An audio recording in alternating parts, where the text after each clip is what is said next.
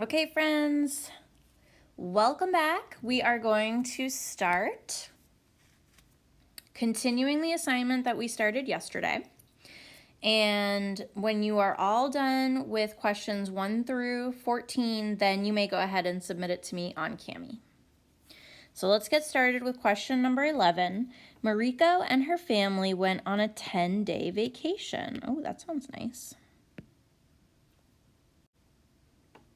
Okay, and while they were on vacation, Mariko read 12 pages in her book each day.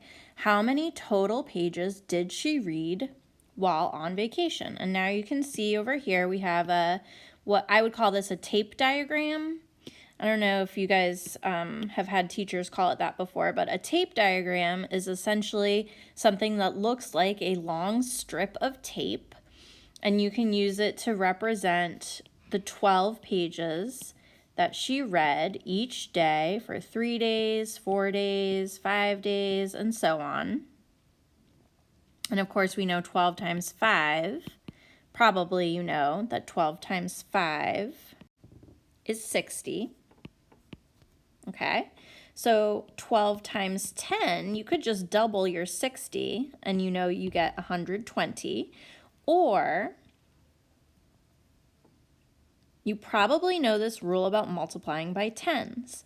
If you multiply something by 10, your answer or your product is going to be the same digits that you started multiplying by, so 12 and 12, and then add a 0.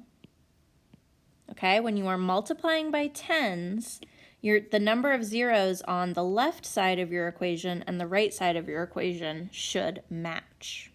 So you could also say, like, imagine that she went on a 20-day vacation for double the time. Then you would do 12 times 20, and you would start by multiplying 12 times 2, which would give you 24, and then just add 1 0. Because I have 1 0 on this side of my equation, I must also have 1 0 on this side of my equation. Let's say she went on a super long vacation and she was gone for 100 days. I don't know who could ever afford to do that. But if she did and she read 12 pages of her book each day, you could multiply 12 times 1, which give you 12. And now I've got 2 zeros on this side of the equation. So I must also have 2 zeros on my product side of the equation. Okay, but I digress.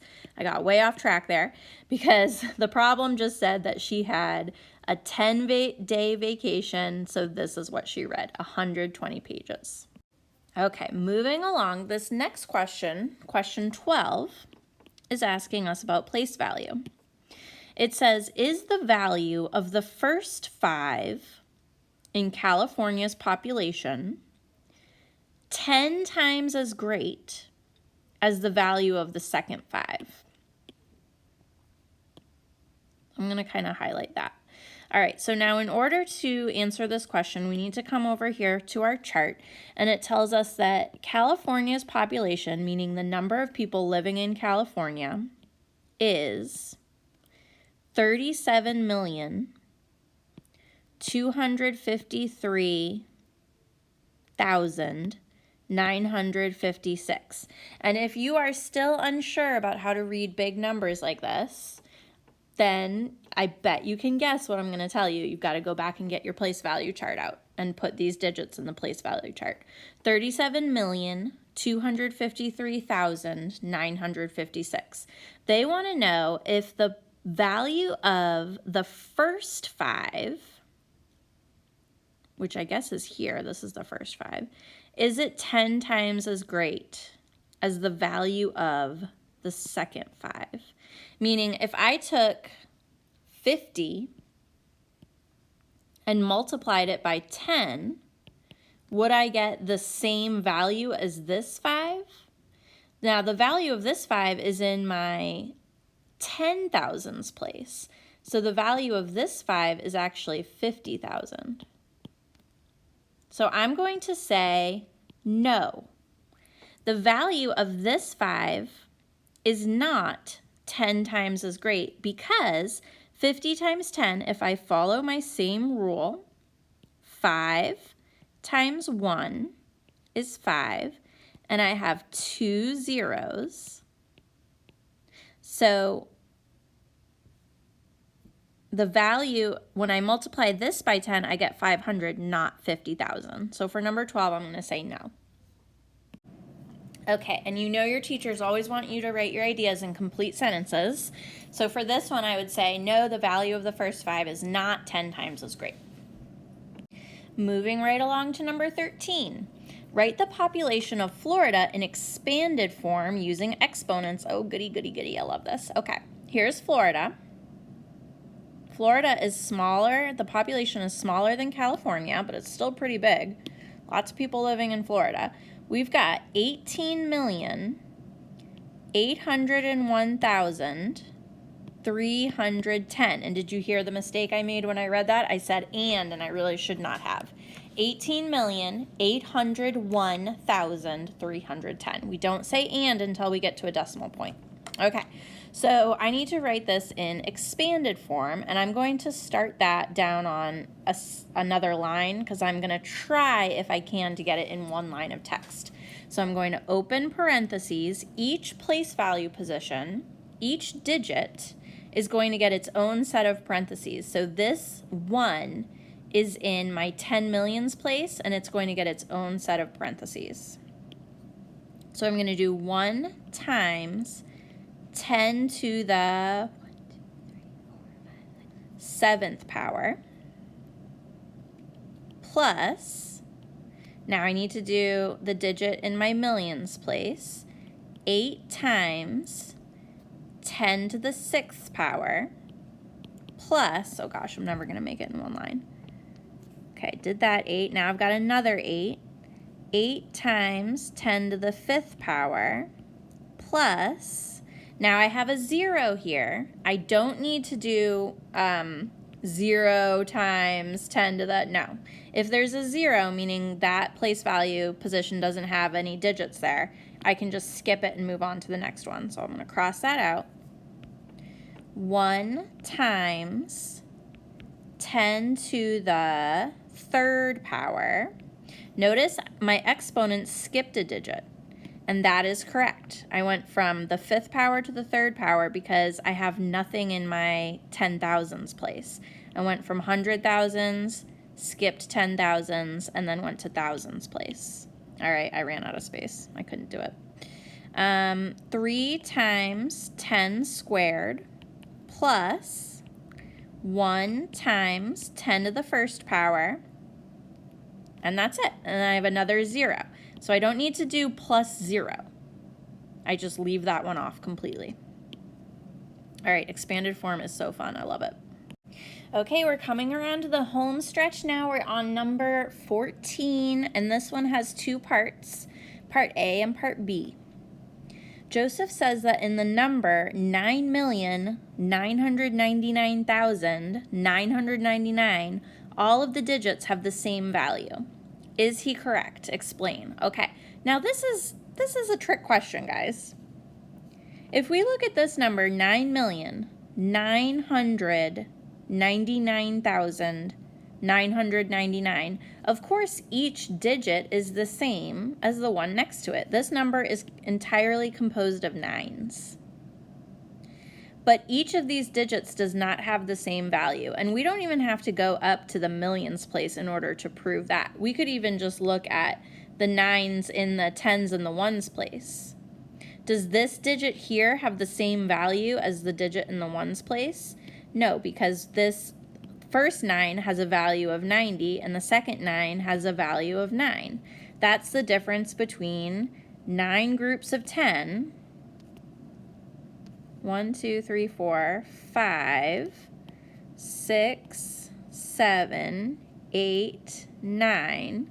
That's the difference between 9 groups of 10 and 9 little individual units of 1. 1, 2, 3, 4, 5, 6, 7, 8, 9, 9. Okay. So when you see a number where the digits are the same, this is one thing that we're going to talk about a lot this year. each digit has a value that's 10 times greater the value of the digit that precedes it. Okay, think about that for a second because it's a bit of a tongue twister. Each digit has a value 10 times greater than the value of the digit before it. So this 9 here has a value that's 10 times greater than this 9 here. And that's true all the way up. Doesn't matter how big of a number you have. If you just look at 999, this 9 has a value that's 10 times greater than the value of this 9. And this 9 in the tens place has a value that's 10 times greater than the value of this 9 in the ones place.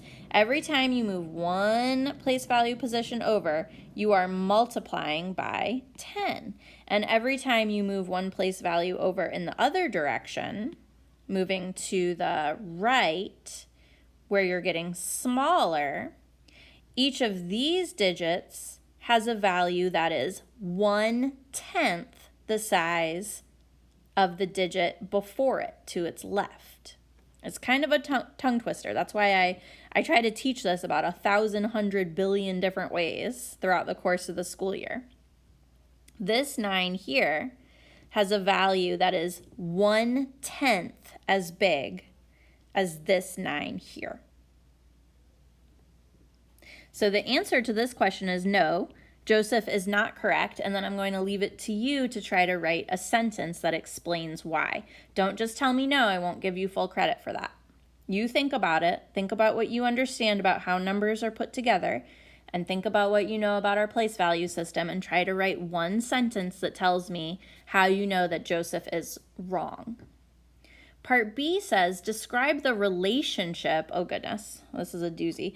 Describe the relationship between the values of the digit and the number. So let me rephrase this. I'm going to explain it again because I think the more times you hear it, hopefully the more clear it will be. Here's the number that we're talking about. 9,999,999. When they say describe the relationship, they mean like describe how this digit relates to the digit next to it. So I can relate those two digits by saying that the 9 in the tens place has a value 10 times greater than the 9 in the ones place. Really, I should make my arrow go the other way. Okay, so in other words, if I took the 9 in the ones place and I multiplied it by 10, I'd have the value of the 9 in my tens place. If I took the 9 in the tens place and multiplied it by 10, I'd have the value of the 9 in the hundreds place. 9 groups of 100. If I took the 9 in the hundreds place and multiplied that by 10, I'd have the value of 9 groups of 1,000, which is the digit in my thousands place. Every time I keep going over this way, I'm multiplying by 10, and every time I move in the other direction, I have a value that's 1/10 the size. So this digit here and this digit here, the 9 in my hundred thousands place is 1/10 as big as this 9.